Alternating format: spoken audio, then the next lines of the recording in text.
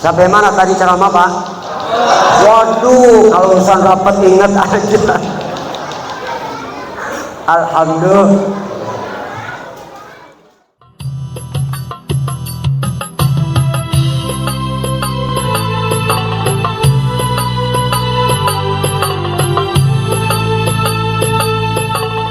Alhamdulillah, kita bersyukur kepada Allah. Siang ini kita hadir, duduk bersimpuh dengan penuh hikmah di dalam rumah Allah ini, masjid yang indah ini. Semoga niat baik dan langkah kaki kita teriring dengan niat yang ikhlas, Allah yang akan membalas dengan pahala berlipat ganda. Dan semoga silaturahim kita ini lewat pengajian Isra dan Mi'raj menjadi wasilah yang akan mengantarkan umur kita semakin barokah, rezeki kita semakin bertambah. Saya Al-Fakir atas nama Ihya Ulumuddin, yang banyak dikenal orang dengan panggilan Ki Joka Tingkir, mengucapkan terima kasih kepada segenap pengurus masjid dan panitia yang sudah memfasilitasi saya bisa dapat hadir dan diminta untuk memberikan mau'izah pada kesempatan siang ini. Moga-moga apa yang saya sampaikan ada manfaatnya. Ibu bapak, hadirin hadirat jamaah sekalian, peristiwa Isra dan Mi'raj ini adalah merupakan sebuah momentum yang sangat istimewa, sangat penting untuk kita sebagai umat Islam. Sudah tentu di dalam peristiwa Isra dan Mi'raj ini banyak terdapat mengandung hikmah dan manfaat. Di antaranya bahwa ada beberapa hal yang melatar belakangi terjadinya peristiwa Isra dan Mi'raj ini, yaitu Nabi kita Muhammad sallallahu alaihi wasallam sebagai seorang sosok nabi dan rasul pilihan,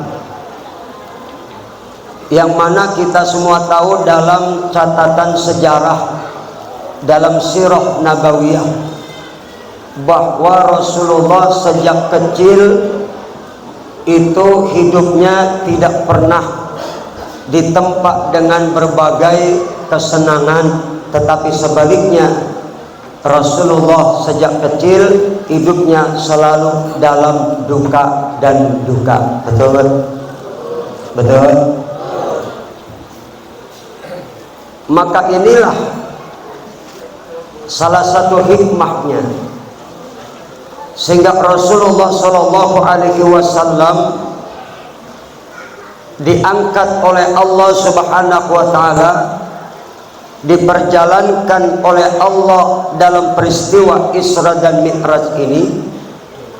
Tujuannya adalah untuk diperlihatkan sebagian kecil tanda-tanda kebesaran Allah. Yang kedua adalah untuk menghibur hati Nabi yang penuh dengan kesedihan. Karena kita tahu bahwa ketika beliau dalam kandungan sudah ditinggal wafat ayahnya, 6 tahun ditinggal wafat ibundanya, begitulah seterusnya sampai pada puncaknya Rasulullah ditinggal wafat oleh sang istri tercinta yang bernama Siti Khadijah. 2 bulan kemudian menyusul ditinggal wafat beliau puncak paman yang bernama Abu Thalib. Maka tahun itu dinamakan Amul Husni, tahun yang penuh dengan kesedihan. Sebagai seorang sosok manusia, bagaimanapun Nabi punya rasa sedih. Betul Pak? Pak, Assalamualaikum. Saya masih hidup. Bagaimanapun Nabi sebagai manusia, beliau punya rasa sedih. Punya nggak? Punya nggak? Sebagai manusiawi. Memang Nabi manusia, tapi bukan sembarangan manusia. Maka kesedihan Nabi itu dijawab oleh Allah, sehingga Allah mengangkatnya, diperjalankan oleh Allah dalam peristiwa Isra dan Mi'raj. Rasulullah Shallallahu Alaihi Wasallam ketika akan diisra mi'rajkan oleh Allah Subhanahu Wa Taala, terlebih dahulu dibedah dadanya oleh malaikat Jibril, dibedah, dikeluarkan jantung hatinya, dicuci dengan air zam-zam sebanyak 3 kali. Tetapi awas jangan salah paham, bukan berarti hati Nabi dicuci, Nabi hatinya kotor. Tidak, Nabi hatinya suci, bersih, tidak ada nodanya, tidak ada dosanya, tidak ada cacat dan kekurangannya. Beliau maksum, dijaga oleh Allah Ta'ala. Kenapa dibedah lalu dicuci hatinya, diisi dengan iman dan hikmah? Ini untuk memperkuat batin Nabi, sehingga pada saat perjalanan Isra dan Mi'raj, ketika menghadapi godaan, Nabi selamat dan Nabi kuat. Alhamdulillah. Ini menjadi ibrah dan pelajaran buat kita. Artinya kalau kita ini pengen sukses jadi seorang pemimpin, maka bersihkan dan sucikan hati kita. Jangan sampai hati ini ada noda-noda, ada penyakit-penyakit hati yang hampir kebanyakan kita manusia ini, di hati kita pasti ada penyakit hatinya. Naudzubillah min. Kalau jasmani kudu sehat, maka rohani kita pun kudu sehat. Kayaknya mic-nya enakan. Mohon maaf. Cek ya. Cek. Sampai mana tadi, Pak? Oh, sampai cek ya. Emang udah banyak di negara kita ngecek nih, biadab banget. Aduh. Jadi kalau jasmani itu kudu sehat, maka rohani pun kudu sehat. Harus seimbang. Betul? Jasmani punya makanan, rohani juga punya makanan. Kalau makanan jasmani 4 sehat, 5 sempurna. Makanan rohani pun ada. Apa diantaranya? Pertama, kewajiban kita, yaitu sholat yang 5 waktu, itu makanan rohani. Tambah sholat yang sunnah-sunnah, baca Quran, zikir, itu makanan rohani. Kalau jasmani kita sakit, itu dampaknya paling cuma di dunia. Sakit jantung nggak sembuh, paling mati. Sakit gagal ginjal nggak sembuh, paling mati.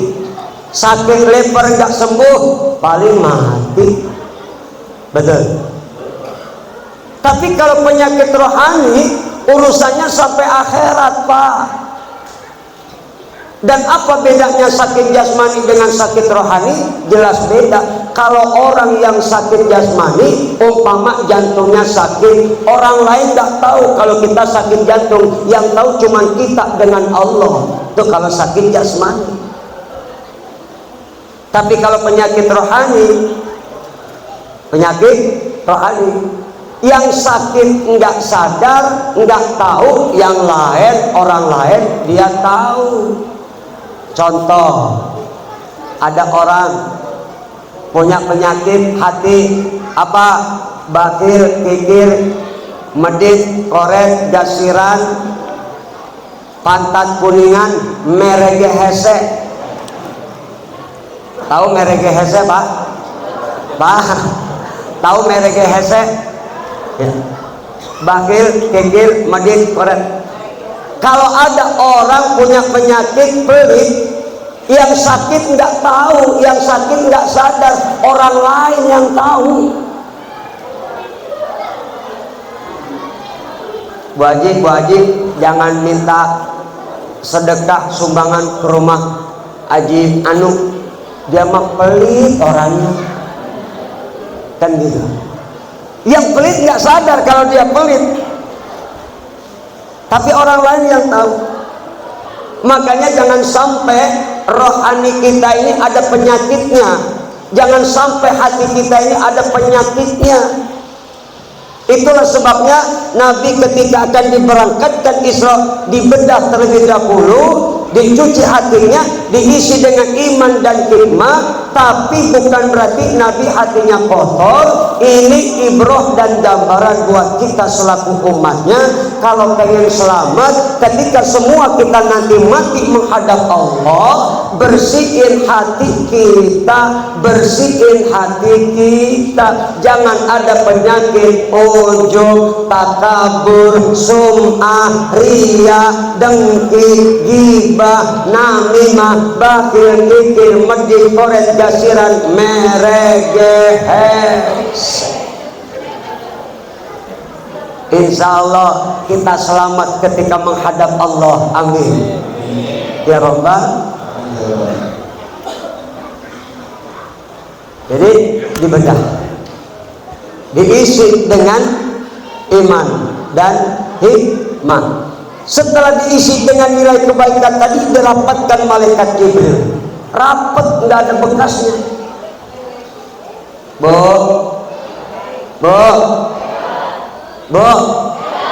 Rapet, nggak ada bekas bedahannya.